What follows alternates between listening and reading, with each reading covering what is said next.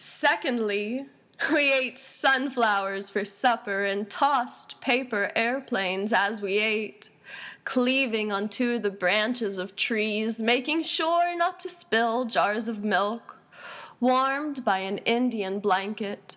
And upon undressing for supper, the pilot light glowed on the stove. I love you more wildly than umbrellas and wind. I paint choruses of you as I bicycle across fields of green bluegrass. I spiked your lemonade with acid.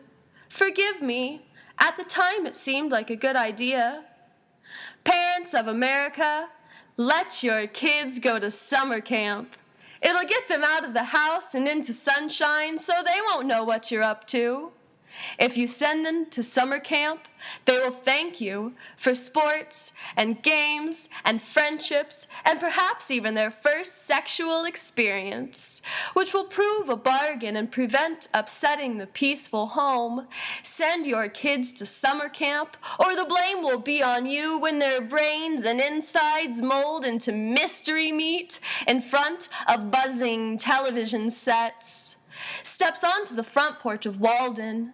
How funny you are today, Bardstown Road. St. Paul's United Methodist Church bus is parked, as always, slightly to the left. Miss, you're lucky I just called to have your truck towed.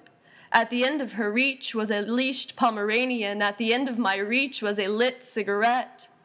It is so splendid to roll from bed and brew too much coffee and smoke too many bowls and love poetry so much. Aroint thee, witch. The self-portrait sings Latin songs like fluttering blossoms and top hats. The summer, many moons ago, we were priests playing poker. Your head among the blazing phlox and rosemary and lavender and eucalyptus was a white, pus-filled zit. Dolphins plunging bottomward, drink to me only with thine eyes. What about the smell of sunlight? What about moss? Towers of ivory, mounds of sand, and amongst our garden of phlox and herbs, you oscillated between religious animal and mathematician. Sunlight expelled violent UV rays. These two hands write with markers on mirrors for people to see later. You led me to water, interrupting the darkness, bringing me books as if I could focus to read, for French kiss lemons. White privilege is a life of ignorance, comfortably a blind-sided existence of least information, where theories can thrive under heavy tarps without being flooded by reality. I have not eaten meat for years, and think now meat is negative, positive, but clearly social. I cannot cook a roast, cannot recognize the hue of various delicatessen slices, though I eat and shit as a natural person, stopping to sip bubbly diet soda from a silver can and send a text message. The poem still naked, and in its infancy on my desk, the bad words of Baraka, the darkness of love, and the rhythm of the universe. There is no onlooker, no outside. Synapses pruning the brain look like swastikas. Dualism, a quiet camp. I did not laugh. Yes, you did. I am a woman, and my poems are woman's. The female fish eyes are ductile and masochistic, the awakened sex assailed inside and out by men and children, ductile, fingering, like icicles you melted, incrustations of old love, lewd leeches sucking my marrow, changing my mind like Cleopatra, allowing myself to continually transmute, wearing a sweater of child's flesh, Dead skin hung on old bones like rhinestones in the hair. I am a woman of pleasure.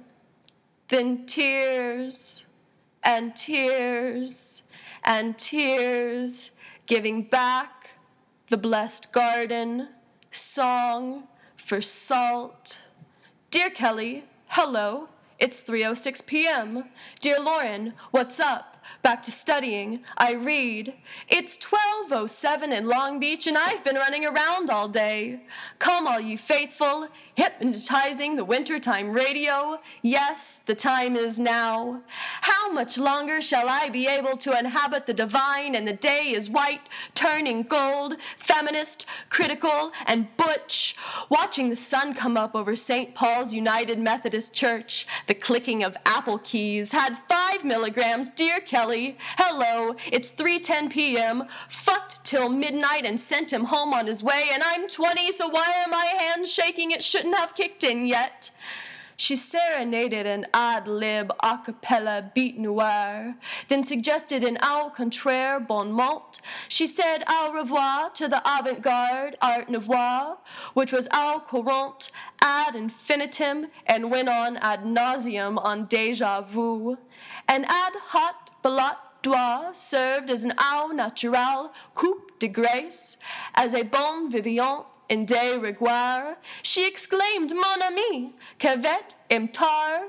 The Noville rich prima donna awaited fin de cycle and haute couture. I only speak French. I only speak French and therefore have nothing to say about 9/11, two candlesticks plummeting toward earth in daylight. I only speak French, and therefore, when hungry, can do no more than point repeatedly to my stomach. Yet such a gesture might be taken to mean any number of things. I only speak French, therefore cannot seek required permissions as outlined in recent protocol. Example, you mutter a term of endearment to me, in English, which I do not know. You put your arms around me and apply gentle pressure. Now you kiss me directly on the lips. Now on the left tendon of my neck. Now on the nipple of each breast. And so on. In any case, you would not be able to decipher my response. I only speak French, therefore cannot report that my enchanted garden of 18 dear lives has withered. The cold has strangled their delicate necks. I only speak French, thusly cannot ask you for your name. I only speak French. Sweetened snatches, chorus cries as I call to heaven, roaming Rome with Roman the romantic, Sam's sympathetic instructions for satanic celery soup. If A is true, C is true. And upon expulsion from the garden, the weathercocks turned east towards the unconverted soul of King James, lyricism, another treble clef.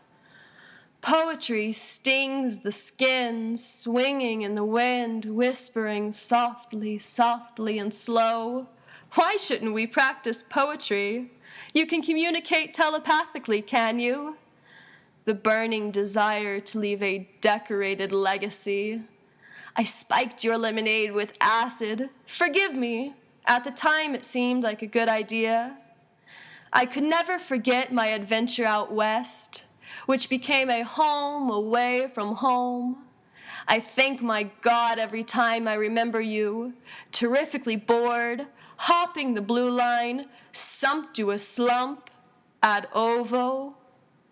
The wage earner buys Pappy Van Winkle to quench his thirst 5 times as fast. The unemployed drinks tap water from bourgeoisie homes. Embarrassment blinded her, completely unaware.